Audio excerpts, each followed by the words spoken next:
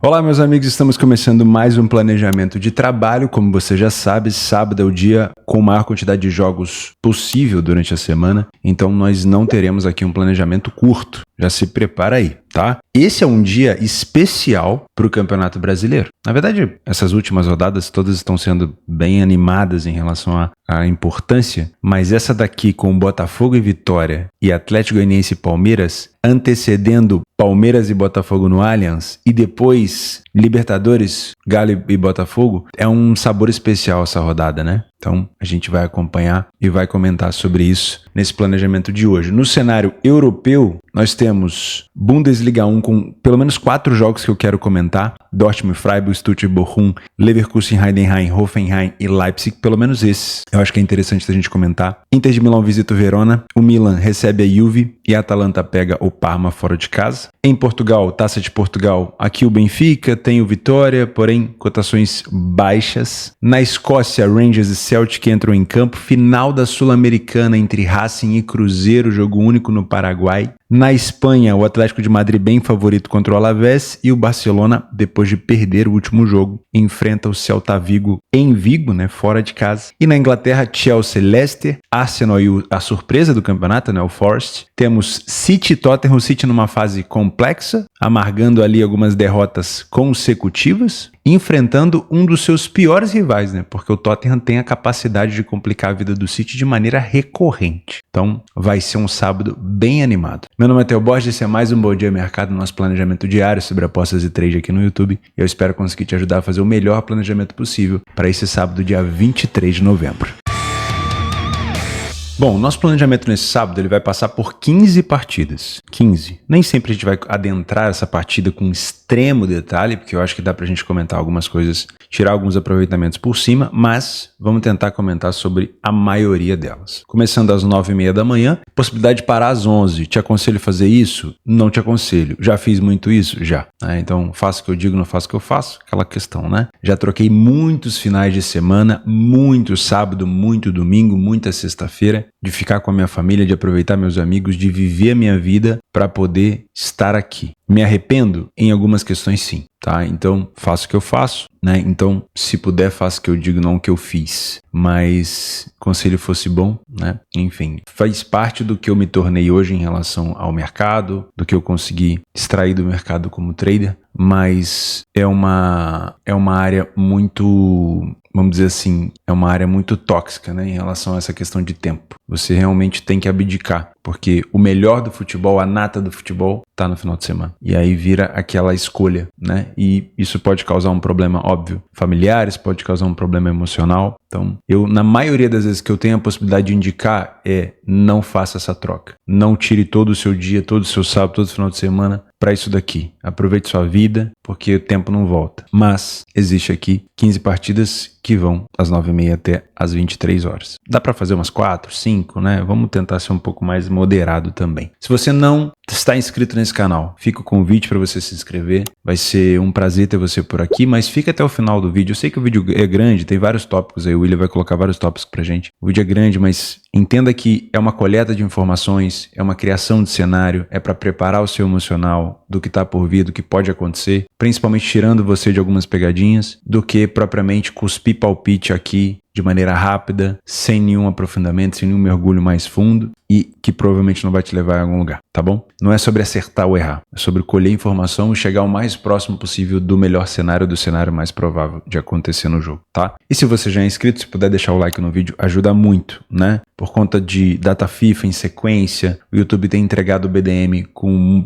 baixa frequência agora, por conta da regulamentação também eu tive que fazer várias mudanças no canal, isso dificulta a entrega, mas eu vou seguir com o BDM aqui, ele tendo 1000 visualizações ou 40 mil visualizações todos os dias, não tem problema, tá? Esse é o meu compromisso aqui com vocês. E quando eu tiver tesão de fazer isso daqui, eu venho fazendo isso há 6 anos, estarei aqui para compartilhar o meu planejamento com vocês, tá bom? Começando na Inglaterra, e aí a gente vai passar por Inglaterra, Itália, Alemanha, depois Espanha, Sul-Americana e terminamos com os 4 jogos do Brasileirão, beleza? Tem os tópicos aí embaixo, tá? Até o vídeo tá muito grande, tem os tópicos aí embaixo, já pode acelerar se você quiser, beleza? Vamos começar com Chelsea e Leicester. Leicester e Chelsea, o Chelsea no último jogo fora de casa, especificamente empatou contra o United, né? Tudo que o Chelsea queria é que o Ten Hag tivesse na frente do United naquele jogo, e não aconteceu, e o United jogou muito bem com o Nistelrooy na frente da equipe ali como interino, né? Agora o novo treinador já chegou, e o Chelsea não conseguiu jogar tão bem, o United foi muito bem no Old Trafford, e o Chelsea no máximo conseguiu empatar. Esse aqui era o tipo de jogo que se fosse com o Ten Hag, o Chelsea talvez teria vencido. O Ten Hag não estava tão bem assim das pernas há muito tempo. O Chelsea também vinha de derrota na Copa da Liga Inglesa e eliminação para o Newcastle, tá? Na Conference League, obviamente, o Chelsea nada de braçada. Além disso, tinha perdido para o Liverpool aqui por 2-1. O time do Leicester, dentro de casa, perdeu para o Force. Como eu disse, o Force é uma das surpresas do campeonato. E venceu o Bournemouth. Tinha sido eliminado também na Copa da Liga Inglesa para a equipe do United. De novo, o time do United sem o Ten Hag, dando resultado, como já era esperado, né? O Leicester, no geral, ele já vem a 4 jogos sem vitória na Premier League. Utilizando o PDF de apoio, aqui fica mais um convite para você, se você não tem acesso a esse PDF de apoio, que é publicado aqui no canal para os membros, 2 dias de antecedência praticamente, com mais de 150 competições, você tem a opção de navegar sobre os jogos, é muito tranquilo de você utilizar, você basta se tornar membro do canal, né? Não tem segredo, o valor é bem simbólico. O Leicester venceu apenas uma partida dentro de casa. Não é uma equipe ruim ofensivamente. É uma equipe que produz gol, marcou todo o jogo. Porém, também sofreu em praticamente todos os jogos, né? Inclusive, sofreu mais gols do que marcou. Não é goleadora, mas produz ofensivamente. O Chelsea vinha numa pegada muito boa de 3 vitórias consecutivas com o novo treinador. Aí, perdeu o penúltimo jogo e depois empatou agora contra o United. Já é uma equipe bem mais goleadora. Já é uma equipe que também não falhou em marcar em nenhum jogo fora de casa e sofreu menos, em menos quantidade do que a equipe do Leicester. Aproveitamento de finalizações, apesar do Leicester finalizar muito bem em relação à quantidade de finalizações que precisa para marcar um gol, o Chelsea ele é mais agressivo nisso, ele tem um aproveitamento melhor. Primeiro tempo do Chelsea, não existe um destaque aqui. O Chelsea, apesar de ter marcado mais gols, ele sofre quase a mesma quantidade. Então, para você que vem, por exemplo, para pensar num back favorito ou para pensar numa vitória do Chelsea no HT, cuidado com a cotação que você pega. Não é uma equipe que vence tanto o primeiro tempo. E no segundo tempo, quando o Chelsea melhora, o Leicester também melhora, tá? Deixa eu dar uma olhada em relação a gols. Ó, 80% dos jogos do Chelsea fora e 80% dos jogos do Leicester em casa, com o over 1,5 e em 100% dos jogos do Chelsea fora e em 100% dos jogos do Leicester em casa, pelo menos um gol. Para você que gosta de trabalhar em limite tardio, se o jogo tiver 0-0, pode ser bom. Confronto direto. Das últimas vezes que o Chelsea visitou o Leicester, aqui eu vou levar em consideração na Premier League do ano passado, não. Foi no ano retrasado, né?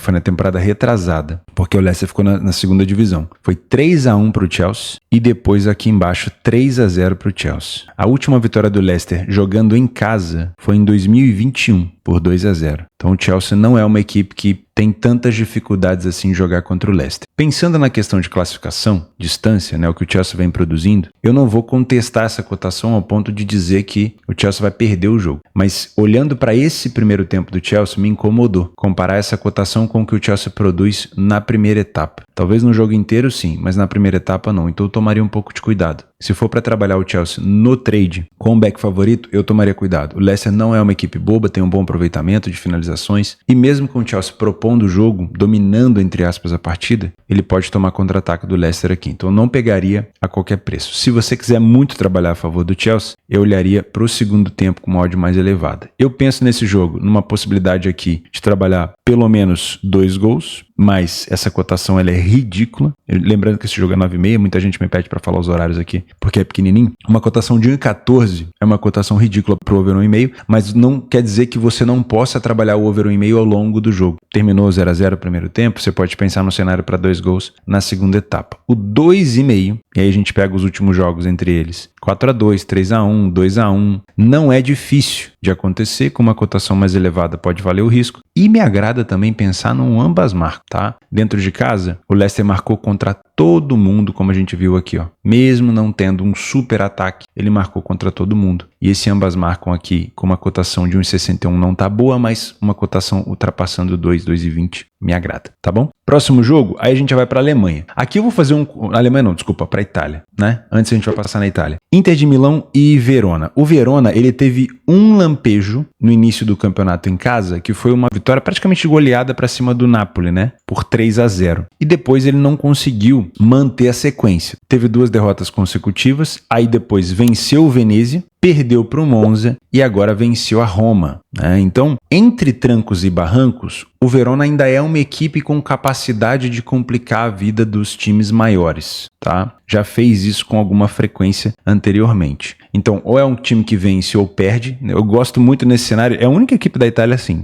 Eu gosto muito desse cenário porque eu chamo de equipe kamikaze, né? Pode ver que o Verona tem 27 gols sofridos e 17 gols marcados. É quase o mesmo número de gols marcados que uma equipe lá de cima e muito mais gols sofridos do que a equipe lá de baixo. O Verona é a equipe que mais sofreu gol na Itália esse ano no campeonato italiano. Maluquice, né? E é 14º, não é nem um dos últimos. Então, pra mim, já é um jogo que me cheira mais uma ideia pra gols do que propriamente uma situação de back Inter, né? Então já vou pensar aqui num cenário nos últimos jogos, deixa eu ver aqui, 2-2, a última vez que o Verona recebeu a Inter de Milão no ano passado. Aliás, nesse ano, mas na temporada passada. Depois aqui, 6-0 na temporada retrasada e aqui 3-1. Então, das últimas vezes, o 2,5 aconteceu com muita frequência. Essa cotação ainda não é boa, mas é um cenário que me agrada muito no ao vivo. Ambas marcam já nem tanto, mas o 2,5 me agrada. Dá para perceber que, como na última vez a Inter de Milão teve dificuldade, dá para tomar um pouco de cuidado com o que a gente busca de cotação, fazendo, obviamente, a divisão aqui. Se você é um trader que vai trabalhar dentro do primeiro tempo com estabilidade de preço, 1,36 não é uma cotação para te assustar. Se a Inter de Milão te entrega uma superioridade, você aproveita. Fim da história. Agora, para você que é um punter, em cima de um Verona que venceu a Roma, que venceu o Napoli, que na última vez que a Inter foi lá, segurou a Inter, 1,36 me parece uma cotação esmagada. Então, quer muito trabalhar a favor da Inter? Torce para que a Inter não vença o primeiro tempo, tenta pegar uma odd mais elevada no segundo, ou trabalha num cenário mais exótico, com a Inter vencendo por 1 ou 2 gols de diferença no handicap asiático, ou até vencendo o primeiro tempo, pegando uma cotação também mais elevada no meio da primeira etapa. Os últimos jogos da Inter fora, 3 vitórias consecutivas, venceu o Empoli, venceu a Roma e a Udinese. O Udinese aqui, óbvio, junto com a Roma, né, talvez um dos adversários mais chatos de se enfrentar fora de casa, o Empoli já é um pouco mais acessível. A Inter não falhou em marcar em nenhum jogo, tem um ataque igual ao do Verona em relação a gols marcados, porém tem menos gols sofridos. O Verona, atenção, o Verona precisa de menos finalizações no alvo para marcar um gol. Isso quer dizer que, mesmo a Inter tendo domínio e controle do jogo, os contra-ataques e as chegadas do Verona podem ser extremamente perigosos. Outra informação, o primeiro tempo da Inter não é tão agressivo como uma cotação de 1,36 exige. Isso quer dizer que mesmo para você que é um trader, pode gerar dificuldade se a Inter não conseguir aplicar o seu jogo. E lembrando, vou fazer mais um adendo aqui para você ter essa informação. A Inter não é aquele tipo de equipe como o City, o Bayern de Munique do Kompany, às vezes até mesmo o Barcelona hoje em dia do Hans Flick, que vai amassar o adversário, que vai marcar pressão no adversário na saída de bola. A Inter de Milão, ela tem uma pegada muito mais de jogo reativo, de tirar o adversário da sua zona de conforto no bloco baixo, chamar o adversário um pouco mais próximo do meio-campo para trabalhar com o lançamento e com passes atrás da última linha. É uma característica da Inter há muito tempo. Então, se você espera aquele padrão de back favorito na Inter, talvez você não consiga encontrar. Existem equipes como o Real Madrid, do Ancelotti, como a própria Inter de Milão, que você precisa se adaptar ao jeito dela jogar. Se você quiser buscar um método fechado e aplicar numa equipe diferente, pode ser que você não encontre. Isso não quer dizer que a Inter não esteja sendo superior. Ela está sendo superior à sua maneira, tá bom? Agora sim, vamos para a Alemanha. E na Alemanha eu quero falar sobre 4 jogos praticamente no mesmo tempo. Vou começar com o Stuttgart e Bochum, tá? Essa é uma partida entre a pior equipe da Alemanha hoje, que é o Bochum, com 30 gols sofridos em 10 jogos, 8 derrotas e 2 empates, contra o Stuttgart, que é vice-campeão da Alemanha, está na Liga dos Campeões, mas vem tendo algumas dificuldades no campeonato, principalmente depois de ter perdido a sua principal peça no ataque, né, que foi o Senhor Guirassy, que foi para o Dortmund, mas dentro de casa ainda consegue manter alguma boa apresentação. né? No último jogo, como a gente vê ali, o Stuttgart perdeu para a equipe do Frankfurt. Lembro que a gente fez uma análise aqui sobre esse jogo e eu comentei que a odd do Stuttgart era muito baixa, era em torno de 1,80 para o Stuttgart vencer o Frankfurt, sendo que o Frankfurt já tinha complicado a vida do Bayern de Munique. O Frankfurt tem um dos melhores atacantes da competição, que é o Omar Marmoush. Não dá para ignorar esses fatos. Não dá para achar que o Frankfurt não se adapta ao jogo do Stuttgart, porque é justamente o jogo que o Stuttgart gosta de fazer, um jogo de agressividade. O Frankfurt sabe jogar contra esse tipo de equipe. Então, hoje a gente já vê um cenário de um Stuttgart que talvez tenha um adversário mais acessível, emocionalmente abalado, que dá muito espaço, que pode tentar até utilizar ali um jogo mais compactado, mas se tomar o primeiro gol, acaba se esfacelando, acaba indo para cima. Então, para mim, é um jogo que faz um pouco mais de sentido essa cotação do Stuttgart. Pegaria um back Stuttgart essa odd? Não pegaria. Mas eu olharia com muito carinho para o mercado de gols nesse jogo, tá? Inclusive, não duvido, e o Stuttgart tem sido uma equipe que sofre em todos os jogos, não duvido de um bom jogo aqui para um ambas marcam. Essa cotação não me agrada, mas no live me agrada. 2,5 gols para mim também me parece muito bom. Essa cotação é péssima, de 1,33, mas aí a gente tem que trabalhar num cenário ao vivo, talvez torcer para o jogo começar uma merda, depois ele melhorar. Em relação ao Bochum poder marcar, como eu falei, não acho impossível. O Bochum não tem um super ataque, mas falhou pouco em marcar. Mas eu vejo uma possibilidade aqui de um cenário até de 3,5 gols, se o Stuttgart estiver na frente. Então, se você tem uma gana para trabalhar aqui, talvez esse 3,5, você tem que pensar no Stuttgart na frente o mais rápido possível, tá? Aí é um cenário interessante. Para você que é um trader, essa cotação do Stuttgart de 1,28, somente se o Bochum não vier para o jogo. Ou seja, se ele agarrar ali na sua defesa e não fizer mais nada. Para Panther, essa cotação de 1,28 não me agrada, porque o Stuttgart já se complicou no último jogo. Apesar do Bochum ser horroroso, não dá aqui para achar que o jogo já tá ganho. Necessidade de vitória não é vitória. Eu gosto sempre de falar isso para vocês, tá? Então, esse tipo de cotação a favor do Stuttgart eu prefiro ignorar. Já vou passar aqui para Borussia Dortmund e Freiburg. Dentro de casa, apesar da gente ver esse padrão do Dortmund aqui, ó, bonito, tudo verdinho, Dortmund com 100% de vitória, marcando em todo o jogo, apesar dos pesares, o Dortmund nas entrelinhas, no mergulho mais fundo, no que a gente não vê no raso, ainda é uma equipe safada, tá? Não se iluda, não se iluda. Cotação aqui de 1,67, esse jogo também às 11h30. Os últimos jogos do Dortmund, ele venceu o Leipzig por 2-1, ele venceu o São Paulo por 2-1 e ele venceu o Bochum por 4-2. Aí você vai falar, pô, 100% de vitória. Só que, vamos dar uma olhada. Contra o Bochum, começou perdendo por 2-0 e venceu por 4-2. Sabe quanto era a cotação contra o Bochum? Muito provavelmente próxima do que o Stuttgart tinha de odd ali, 1,28, 1,30. O Dortmund começou perdendo por 2-0 e teve que virar o jogo. Ah, mas no final ganhou. Beleza. Mas quem pegou uma odd de 1,28, 1,30 e quem pegou uma virada depois do 2-0, pegaram os mesmos gols, certo? Mas receberam o mesmo prêmio.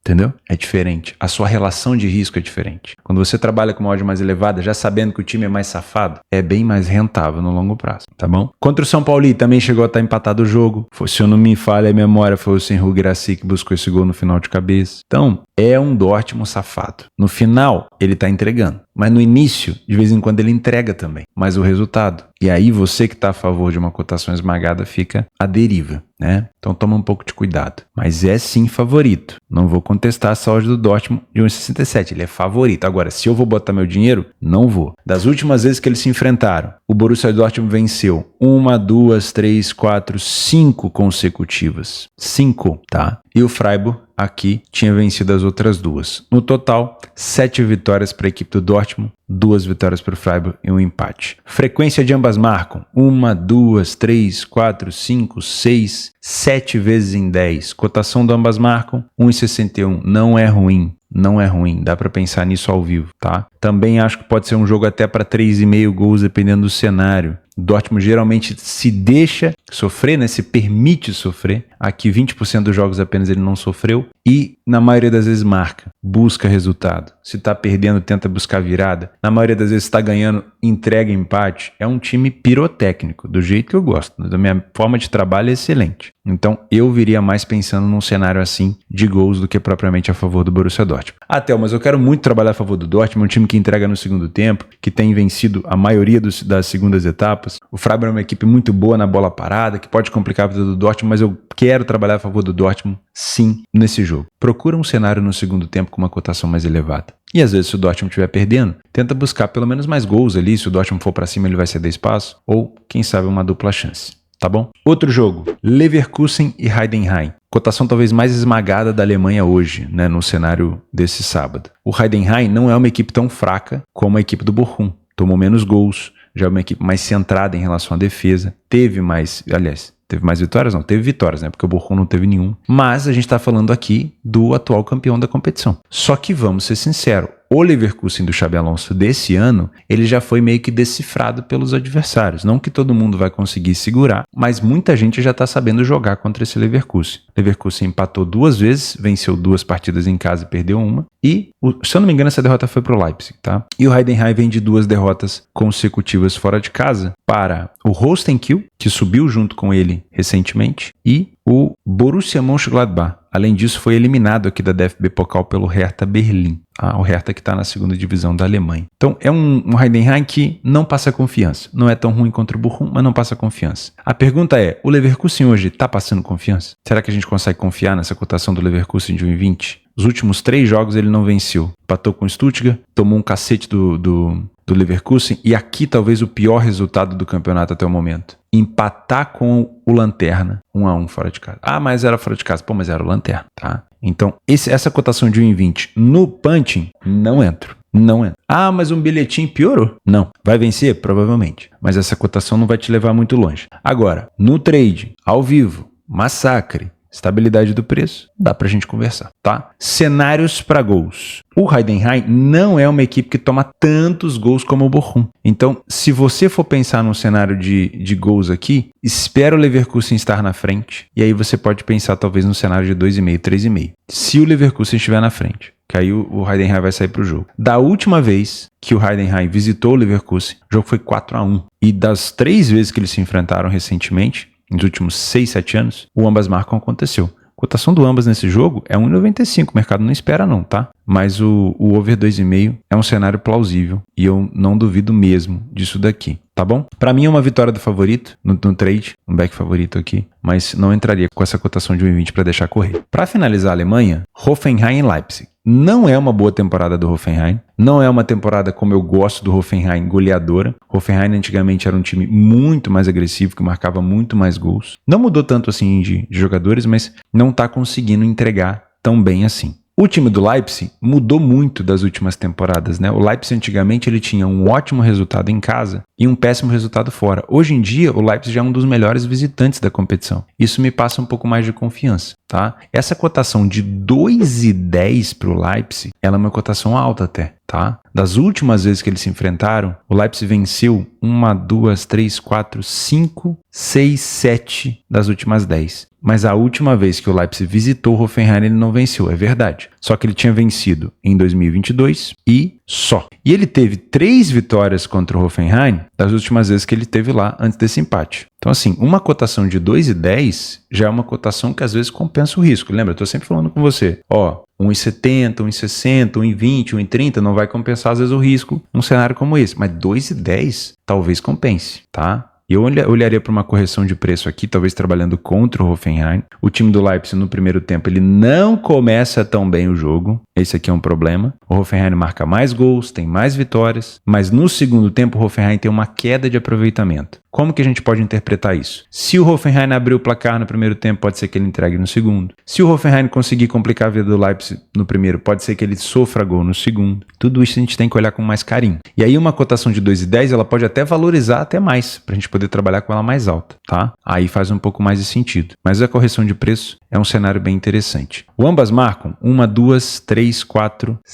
vezes apenas em 10. Não é uma margem tão boa. A cotação está muito esmagada para a quantidade de vezes que aconteceu. O 2,5 gols, 1, 2, 3, 4 vezes também não é uma cotação boa para a quantidade de vezes que aconteceu. Então eu vou tomar um pouco de cuidado. Eu já tive vitórias do Leipzig por 2-0, por 1-0 e aqui em cima por 3-1. Uma dessa aconteceu aqui, um cenário mais over. De resto, não. Então eu vou tomar um pouco de cuidado em relação a buscar tantos gols aqui. O Leipzig vem de 2 derrotas seguidas, uma na Champions, que vai praticamente tirando a chance do Leipzig de se classificar, mesmo para os playoffs, tá? Perder para o Celtic fora, por mais que o Celtic seja um adversário chato na Escócia, é tenso. O Leipzig já tinha perdido para a Juventus, o Leipzig já tinha tomado um cacete do Liverpool. Para mim, sinceramente, não não vai fazer muito sentido ver o Leipzig nos playoffs, acho que ele não vai conseguir chegar. E também tinha perdido pro Dortmund fora de casa, tá? Mas as vitórias do Leipzig fora, por 1-0 contra o Heidenheim, que também é uma equipe acessível, e 2-0 contra o Mainz, que não faz um bom campeonato, me leva a crer que talvez não buscar um cenário tão avançado de gol seja o mais correto, tá? Então, se for para trabalhar gols aqui, no máximo, olhar para uma cotação de over 1,5, não a 1,17. Mas no ao vivo, no segundo tempo, uma cotação mais próxima de 1,80 a 2 me agrada. Dos 4 jogos que eu comentei, esse aqui é o único que eu tenho um pouco mais de receio. Vai acontecer, eu sei que vai acontecer isso aqui, tá? Que esse jogo vai terminar 6-6 e os outros nem tanto. Mas no pré-live é essa informação que a gente tá tirando, tá bom? Depois da Alemanha, vamos voltar para a Inglaterra, né? Temos o Arsenal enfrentando a sensação Nottingham Forest. Olha que loucura. Olha aqui essa tabela. As duas com 19 pontos. Se eu te perguntar, se eu tapasse aqui a imagem e o nome do time e perguntasse assim, ó, 2 equipes, 4ª e 5ª colocada vão se enfrentar, 2 equipes da mesma pontuação. Se eu, por acaso, fizesse isso daqui, ó, escondesse o nome e o logo, se eu olhar para essa cotação de 1,36 e achar justa? Não ia, né? Mas nós temos aqui uma equipe que é fadada a disputar rebaixamento, que é o Forest, contra um time que vem disputando o título nos últimos 2 anos. Ou até mais, se você quiser ampliar isso. Mas o que a gente está vendo hoje é um Forest invicto e um Arsenal invicto. Então, quando a gente olha para uma cotação de 1,36, fica estranha. Talvez essa cotação do Arsenal poderia ter sido um pouquinho mais valorizada, um pouquinho mais alta. Por quê? Porque o Forest, nesse momento, ele conquistou, ele não está ali por acaso, não. Não são 3 rodadas de Premier League, onde o Forest venceu 2 em casa, empatou uma fora e tá na 5ª colocação. Não. O Forest fora de casa, ele é o 2º melhor visitante da competição, com 3 vitórias. Sabe quem o Forest venceu fora de casa? O líder. O líder isolado, o Liverpool. Eu vou vir dizer aqui que o Arsenal vai se complicar? Não vou fazer isso, que eu vou virar meme. Mas eu olharia com carinho para esse desempenho do Forest e teria respeito pelo que eles estão fazendo. Tem uma coisa que eu valorizo muito no futebol, é o momento. E a confiança do Forest está lá em cima. Só que, óbvio, a vontade em alguns momentos supera a qualidade, em alguns momentos. Mas o Arsenal é um time muito bom. Tem de onde tirar, tá? E, óbvio, também é uma equipe invicta dentro de casa. Então, para mim, só valeria a pena trabalhar um back Arsenal no trade se eu tivesse aqui um cenário de massacre, tá? No primeiro tempo, o Arsenal ele costuma entregar esse tipo de massacre. Isso vem desde as temporadas passadas. Muitas vitórias, nenhum gol sofrido, muitos gols marcados. E o Forest tem o segundo tempo muito bom, mas o primeiro é pobre. Então, é aqui que talvez a gente consiga tirar no aproveitamento. No trade, um back favorito no primeiro tempo para tentar buscar o gol do Arsenal. E no punch, uma vitória do Arsenal na primeira etapa, vitória no HT. Pode ser interessante. 80% dos jogos ele venceu, tá? Então, vale a pena ficar de olho nesse cenário de back favorito no Arsenal, no primeiro tempo e nessa vitória no HT do Arsenal também, porque ele começa muito bem. Se o Arsenal não marcar na primeira etapa, ele já vai encontrar mais dificuldade, porque ele tem mais gols sofridos na segunda etapa e o Forest é muito agressivo no segundo tempo. Atenção, o Arsenal pode sair na frente e tomar um empate no final. Pode acontecer, mas dá para você no trade aproveitar o back favorito e dá para você, se você encontrar a oportunidade, de buscar uma vitória do Arsenal no primeiro tempo e ainda assim fazer dinheiro no jogo, tá? Em relação a gols, over 1,5 em 100% dos jogos da equipe do Arsenal e em 60% da equipe do Forest. A minha preocupação nesse jogo, em relação a gols, está muito ligada à questão de quem está na frente. Se o Forest sair na frente, na campanha que ele está fazendo, ele vai querer segurar. Assim como aconteceu contra o Liverpool, né? O Forest venceu o Liverpool e segurou 1-0 aqui em Anfield. Então, sinceramente, para trabalhar gols nesse jogo, eu só olharia se o Arsenal estivesse vencendo por pelo menos 2 gols de diferença. Porque aí é um cenário onde o Arsenal já está confortável para contra-atacar e o Forest já está também mais perdido na parte tática e vindo para cima para buscar resultado. Fechou? Então, de resto, olharia mais para o Arsenal dentro dos primeiros 45 minutos. Voltando para a Itália, deixa eu dar uma olhada no horário, 2 horas da tarde, o Milan pega a Juventus. Aqui é um jogo de correção de preço, um jogo parelho, um clássico. Eu sempre respeito muito a questão dos clássicos. O Milan dentro de casa faz uma boa campanha, perdeu o último jogo agora para a equipe do Napoli por 2-0. Perder para o Napoli é normal, afinal de contas o Napoli é o líder da competição. E a Juventus ainda não perdeu fora de casa. tá invicta, né?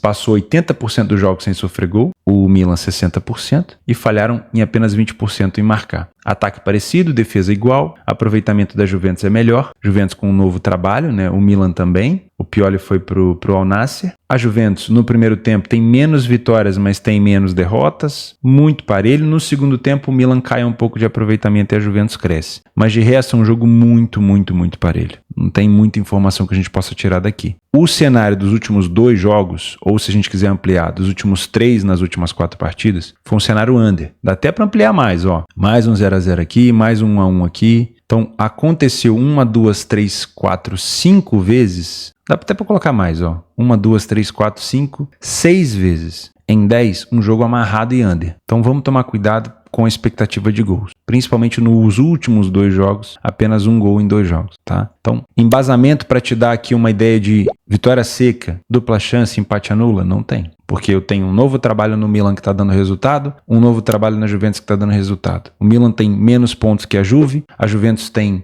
um aproveitamento de muito boa qualidade, com metade dos gols sofridos do Milan, só que aqui a gente tem o Milan em casa, que é muito forte, que é um dos melhores mandantes. Para mim, jogo para o ao vivo. Se você é um trader, esse é um jogo de mão cheia para você, uma excelente oportunidade para trabalhar correção de preço, tá? Principalmente se o Milan não começar tão bem, não começar entregando tanto. Para você que é um punter, é um jogo difícil de se trabalhar, difícil de extrair valor, tá? Porque são equipes muito parecidas. Beleza? Volta a nós para a Inglaterra. Vamos falar sobre City e Tottenham. Eu comentei na abertura do nosso planejamento que talvez seja o pior momento para o City pegar o Tottenham, né? Porque o City vem, e olha, faz tempo que eu não vejo. Na verdade, acho que nunca aconteceu isso no cenário pós-Guardiola, né? Do City perder 4 partidas consecutivas. Perder na Champions, tomando um cacete do Sporting, do Rubem Amorim e do Gyökeres, né? Dando boas-vindas ali ao City, ao conhecimento do Gyökeres, e eu acredito, eu continuo batendo no martelo de que o Gyökeres deve ir para o United. Vamos ver se não. Depois perdeu para o Brighton, também é uma equipe que consegue complicar bem a vida dos grandes. Tinha perdido para o Bournemouth e perdeu para o próprio Tottenham na Copa da Liga Inglesa, sendo eliminado. 4 derrotas consecutivas. Eu não me lembro de quando isso aconteceu com o City. Cenário recente, confesso para vocês. Só que o City em casa continua sendo uma equipe invicta. Não falhou em marcar nenhum jogo, 80% de vitórias, muito bom ataque, mas uma defesa frágil, que vem sofrendo em quase todas as partidas. O Tottenham venceu apenas uma partida fora de casa, que foi contra o Manchester United, ainda na época do Ten Hag. Tô dizendo, cara, Chelsea, Leicester, Tottenham, se tivessem enfrentado, e o Tottenham enfrentou, né? O United do Ten Hag teria um resultado melhor como o Tottenham teve. Não é um bom ataque do Tottenham, não é uma boa defesa do Tottenham, o aproveitamento do City é melhor, o primeiro tempo é parelho, mas o segundo tempo o City é melhor. No frigir dos ovos, eu não vou contestar essa cotação, porque quanto mais próximo de uma sequência enorme de derrota, e o City pode até ampliar essa sequência, mais cobrança e mais resultado o time tem que apresentar, né? O time do City é aquele time que vai no flow, tá ganhando, tá tirando resultado, tá conseguindo dominar o campeonato, ele vai embora.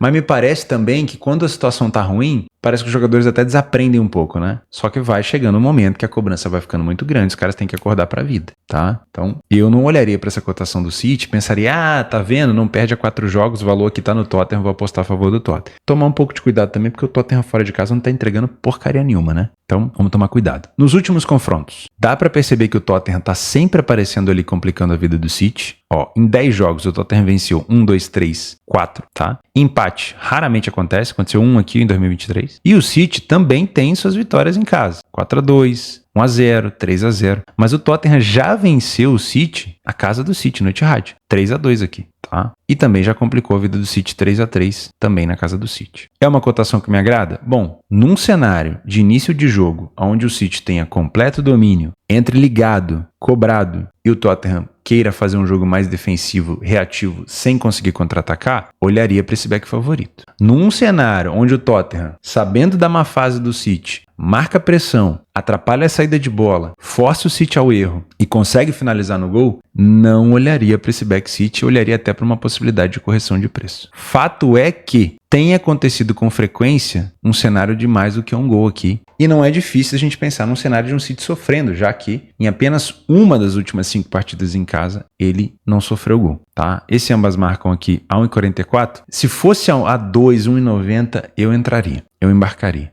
A 1,44 não. No pré-live não gosto. 2,5 gols a 1,33 não me agrada. Se fosse a 1,82, olharia com carinho, tá? Se tratando de um jogo onde o City pega uma equipe que costuma complicar a vida dele, que vem de 4 derrotas consecutivas, eu posso até interpretar esse jogo como um jogo de 6 pontos. Porque vencer um rival, que é chato, que costuma te complicar, se manter perto do Liverpool, né? A gente sabe que o Liverpool aqui, abrindo vantagem com o Arne Slot, vai ser difícil de pegar. E claro, pensando também na questão do Arsenal, porque o Arsenal, se aproximar do City, fica ainda mais complexo, né? Arsenal pega um adversário, entre aspas, que está numa fase muito boa, mas é um adversário acessível, que é o Forest, e o Chelsea pega o Leicester. Então a obrigatoriedade do City em vencer esse jogo ela é ampliada. E com isso eu tomaria cuidado para me expor no mercado de gols de uma maneira tão avançada com uma cotação tão baixa. Pode ser que 1-0 para o City aqui esteja de bom tamanho. Pode ser que esse 1-0 saia no final. Então para trabalhar a favor do City aqui, ou seria no back favorito no trade com um domínio completo, ou para valer a pena o risco, já que o Tottenham também não tem entregado, no final do jogo com uma cotação mais elevada, tá? Por fim, eu vou marcar uma opção de correção de preço aqui, porque pode ser que o Tottenham complique um pouco a vida do City no início do jogo. Eu ainda acredito numa vitória do City por aqui, tá bom? Depois disso, passamos rapidinho na Espanha para falar do Barcelona, que joga em Vigo contra o Celta. Eu gosto muito desse time do Celta, porque é um time agressivo, não tem medo de jogar, marca gol com muita frequência, mas também sofre, né? É um time kamikaze. E o Barcelona vem de derrota no último jogo para a equipe da Sociedad por 1-0. O Barcelona não jogou bem esse jogo, diferente do que vinha acontecendo. Nos últimos jogos entre eles, o Barcelona venceu em Vigo por 2-1 e depois perdeu por 2-1. Então não é um cenário impossível, um cenário que nunca aconteceu, a vitória do Celta. Pelo contrário, aconteceu aqui em 2023. O Celta venceu o Barcelona em 2021. O Celta complicou a vida do Barcelona em 2021 também. Tudo na La Liga. Claro que o Barcelona tem mais vitórias que o Celta. Óbvio, parte técnica é diferente. Tática também. Mas é um Celta que entrega. E o ambas marcam acontece com muita frequência. Então eu olharia com carinho para esse cenário de ambas. Venho com uma ideia de 2,5 gols. Tá? O Barcelona fora de casa, ele marcou 22 gols até o momento. Impressionante, né? Os números do Barça até aqui. E sofreu 9. Então o ataque é muito bom e a defesa é muito sólida. Porém, a frequência de vezes que o Barcelona sofre, ela é uma sequência avantajada, quase próximo do Celta, que também marca em quase todo o jogo e que tem sofrido com frequência, tá? O último jogo do Celta em casa foi uma vitória contra a equipe do Getafe. Antes disso tinha perdido para o Real Madrid, mas marcou um gol e tinha empatado contra o Girona. E também tinha levado até o final o jogo contra o Atlético de Madrid, mas acabou tomando um gol no fim, tá? Primeiro tempo do Barça não é bom, segundo tempo do Barça é muito bom. Então, para você que vem para trabalhar um back favorito no Barcelona, cuidado. O primeiro tempo do Barcelona não é tão sólido. Para você que é um punter que busca uma vitória do Barça, busca uma cotação mais elevada. Porque o risco é de dois lados aqui. Primeiro, porque o Barcelona não entrega tanto no primeiro tempo. Segundo, que é um Celta que consegue entregar muito bem dentro do seu campo. Então, na minha opinião, pode até ser um favorito que pode se complicar. O que é isso? É um time ter que marcar tarde demais? É um Celta sair na frente e o Barcelona ter que virar o jogo? É o jogo em algum momento tá ali com ambas marcas acontecendo? Então, eu, se fosse para trabalhar a favor do Barça, pegaria uma cotação mais elevada, tá? O Barcelona marca muito os seus gols no início do segundo tempo e no final do jogo, para você que gosta de trabalhar over, tá? O Celta também marca com bastante frequência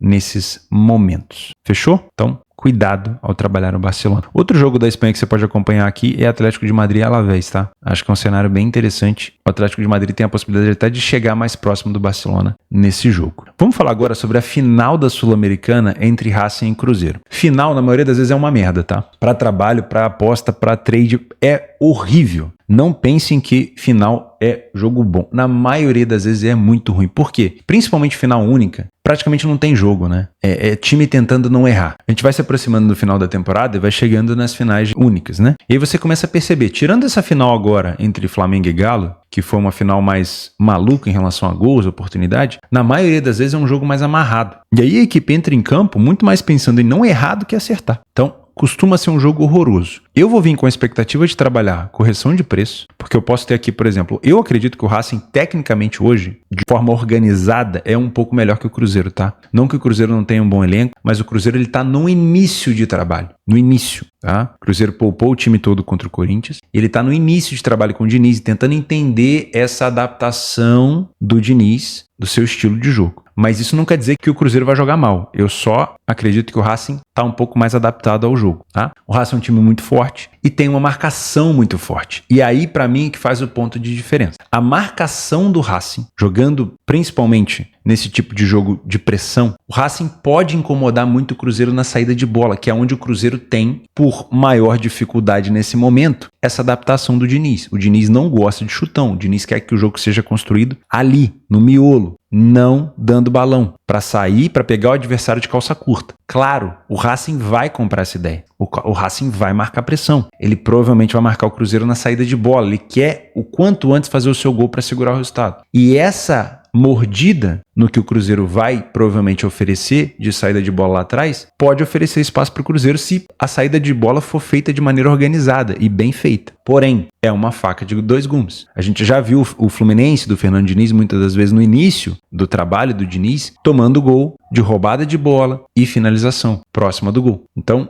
ainda é uma adaptação, um início de trabalho, uma adaptação de trabalho do Diniz. Então o Racing pode trabalhar nessa ideia de marcar pressão e tentar roubar essa bola. O Cruzeiro fazendo isso bem feito, obviamente, você pode ter aqui o Racing também sendo pego de calça curta. Perigo para quem está exposto no mercado. Se eu tô vendo um Racing muito bem na marcação e eu compro um Lei Cruzeiro, mas o Cruzeiro consegue sair numa bola e faz um gol, eu tomo um gol. Se eu vejo um Cruzeiro jogando muito bem, forçando a odd do Racing a corrigir, eu me posiciono contra o Racing e o Racing força a marcação no Cruzeiro, apelando para esse novo trabalho do Diniz e rouba uma bola e faz um gol, eu tomo um gol. Esses dois cenários que eu listei para você, se eles vierem do nada, não tem problema tomar gol. Estar no mercado é correr risco. Eu tenho uma frase no meu Instagram que eu uso há muito tempo, que é: eu arrisco dinheiro para ganhar dinheiro. Faz parte da minha vida há 13 anos. Eu arrisco para ganhar, senão eu não ganho. Vou perder? Claro, vou perder em alguns momentos. Então, se for num cenário do nada, tranquilo tomar gol. Agora, se eu estou contra o Cruzeiro e eu tô vendo que o Racing tá tomando contra-ataque toda hora, o tempo todo, eu tô pedindo para tomar esse gol. E eu mantenho a posição, eu tô pedindo para tomar esse gol. Ou se eu estou contra o time do Racing e eu tô vendo que o Cruzeiro toda hora perde a bola numa zona perigosa e o Racing tá chegando à finalização, eu também estou pedindo. Então, cabe a mim também entender que, tá ficando perigoso, eu vou sair. Theo, você me indica mercado de gol? Sinceramente, em final, só no final do jogo, se o time na frente do placar estiver com uma vantagem. Eu sei que fica repetitivo, mas jogo de final 1-0, cara, é jogo de 6 pontos. Agora, jogo de final única com 2-0, com 3-1 é diferente. Porque aí o time que está na frente, além dele ter a vantagem, ele tem 2 gols de vantagem. Aí ele fica leve ao ponto de querer contra-atacar. Aí é legal. De resto, não trabalharia mercado de gols por aqui. Muito difícil fazer previsão. Muito difícil para fazer previsão. Eu acho que o favoritismo do Racing está muito ligado ao fato de que o Racing está mais tempo com o seu treinador, já tem um estilo de jogo organizado e o Cruzeiro já é um time que está no início de trabalho com o Diniz. Mas o Diniz pode, por exemplo, chegar a 2 títulos de grandes competições em pouquíssimo tempo, né? Diniz é o atual campeão da Libertadores e pode ganhar a Sul-Americana, levando o Cruzeiro de volta para a Libertadores. Vai ser muito legal de ver isso. Eu, como brasileiro, obviamente vou torcer para o time brasileiro ganhar, mas sei da qualidade desse time do Racing e não me surpreenderia do Racing levar esse título, porque é um time de muita garra e já se mostrou um time de recuperação. Contra o Corinthians na semifinal, esteve atrás do placar na sua casa e conseguiu a virada, né, para poder se classificar. E também lá na Arena do Corinthians, quando saiu na frente, tomou um empate, chegou a tomar a virada e foi buscar. Então é um time que tem garra para poder buscar. O Cruzeiro, se estiver na frente do placar, não pode titubear, não pode dar mole, não pode dar espaço na bola aérea, porque o Racing vai tentar buscar. Um gol de vantagem não é jogo ganho, então tem que tomar um pouco de cuidado até o final, tá? Vamos finalizar com o Campeonato Brasileiro, falar sobre esses 4 jogos do Brasileirão. Vou começar aqui com Juventude e Cuiabá. Esse é um jogo que muito mais interessa o Juventude do que o Cuiabá, porque o Cuiabá está virtualmente rebaixado, né? O Cuiabá pode somar aqui 12 pontos em 4 rodadas, e esses 12 pontos levaria o Cuiabá no máximo a 41 pontos, e eu acho que o Cuiabá não tem condição de escapar com 41, tá bom? Então, na minha opinião, é um jogo pra gente já entrar com um pouco de cautela, porque a necessidade do Juventude não é vitória, tá? Gosto sempre de frisar isso daqui. Juventude precisa vencer, mas a necessidade de vencer não significa que já vai entrar com 3 pontos. O Cuiabá, mesmo já virtualmente rebaixado, ele pode puxar um monte de gente com ele pode complicar a vida de um monte de gente, como ele ia complicando a vida do Flamengo. O Flamengo teve que virar o jogo, tá? E outra, o Juventude não faz uma boa campanha mais dentro de casa como fazia antes. O Juventude, depois que trocou o treinador, teve muita dificuldade. No último jogo, se permitiu empatar no final contra o Grêmio, tinha vencido o Bahia, somou 4 pontos nos últimos 2 jogos, mas ainda assim, quando você estica, é um Juventude que está tendo muita dificuldade. Perdeu para o Palmeiras, perdeu para o Fortaleza, perdeu para o Vitória. É um time que vem tendo muita dificuldade. Então eu não tenho confiança para trabalhar a equipe do Juventude nesse back favorito. Para mim é um jogo para correção de preços. Se o Cuiabá vier muito forte, querendo o resultado, essa cotação do Juventude pode vir a corrigir, mas é um jogo de 6 pontos para o Juventude. Então o Juventude na frente, não sei se ele vai querer ficar contra-atacando.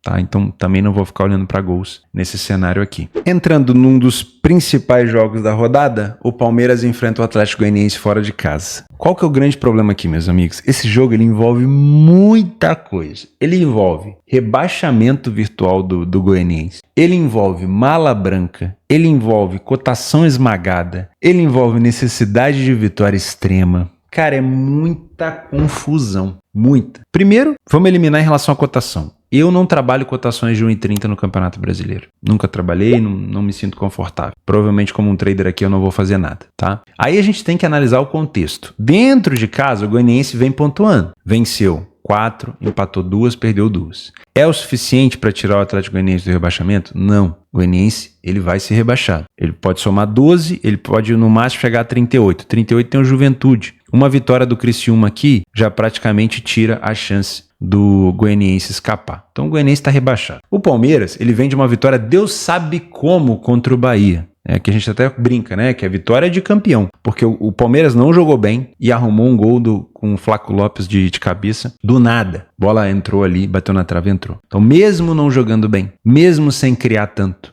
Palmeiras conseguiu uma vitória, Deus sabe como, e manteve e agora só depende de si para ser campeão, né? Se vencer todos os jogos até o final, será o campeão. Então, tem muita coisa envolvida. E por último, é a questão da mala branca. O Palmeiras tem dinheiro, mas o Botafogo é SAF agora, né?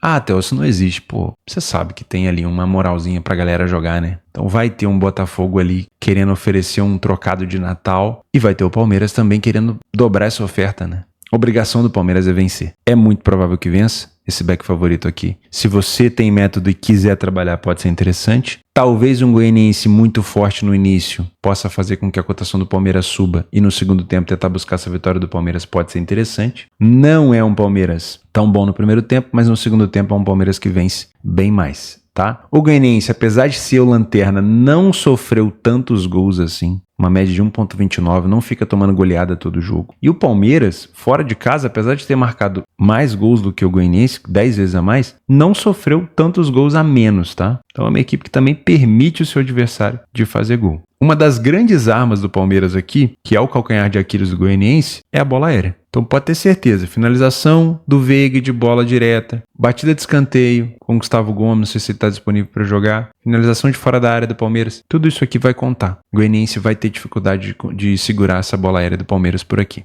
Mercado de gols. Só entraria se o Palmeiras estivesse vencendo com tranquilidade por 2-0 e o Goianiense viesse para cima. De resto, pode até ser um jogo de 1-0 Palmeiras. E aí, para quem trabalha handicap, pode ser perigoso, tá? Por quê? Porque dependendo do convencimento a jogar ou não do Goianiense, o Goianiense também não vai querer passar vergonha em casa, né? Então uma derrota por 1-0 para o Palmeiras, por 2-0, não é nada vexatório, é até normal. Botafogo e Vitória. Aqui, o Botafogo já não depende só dele para ser campeão, porque tem o confronto direto. E esse confronto contra o Vitória antecede o jogo contra o Palmeiras e depois antecede o jogo contra o Galo. Olha que loucura. Lembra que eu falei do jogo do Galo com o Botafogo? Que o Galo tinha que complicar a vida do Botafogo para tornar a vida do Botafogo um inferno, um jogo de xadrez? É isso. Com a vitória do Palmeiras, com aquele gol do Flaco Lopes que veio da bunda, o Botafogo agora está numa situação de bico, num xadrez mesmo. Porque ele precisa vencer o Vitória em casa e a cotação é esmagada. Sabe o que aconteceu nas últimas 2 vezes que ele pegou um time de odd esmagada em casa? No Maracanã, ele empatou com o Criciúma e no Newton Santos, ele não venceu o Cuiabá. O que me leva a crer que ele vai vencer o Vitória? A necessidade? Ele também tinha necessidade de vencer os últimos 2 que eu comentei. A pressão? Talvez. Aí um time agir sob pressão pode ser interessante. Mas será que o Botafogo sob pressão vai dar resultado? Não é porque o Botafogo precisa vencer que ele já venceu. Necessidade de vitória não é vitória, tá? E falando em vitória, o Vitória, fora de casa, venceu o Atlético Goianiense por 2-0, empatou com o Galo, venceu o Atlético Paranaense e venceu o Criciúma. Não é pouca coisa, tá? Sabe quem que o Vitória complicou a vida também, recentemente? Do Palmeiras. Então, meus amigos, sinceramente, eu não compro essa cotação do Botafogo em 36. Eu sei que a probabilidade do Botafogo vencer é muito grande, o Botafogo não perde em casa há algum tempo, mas eu também sei que o Botafogo, quando joga com esse tipo de cotação, ele não tem entregado, tá? A gente pode até pegar aqui, ó,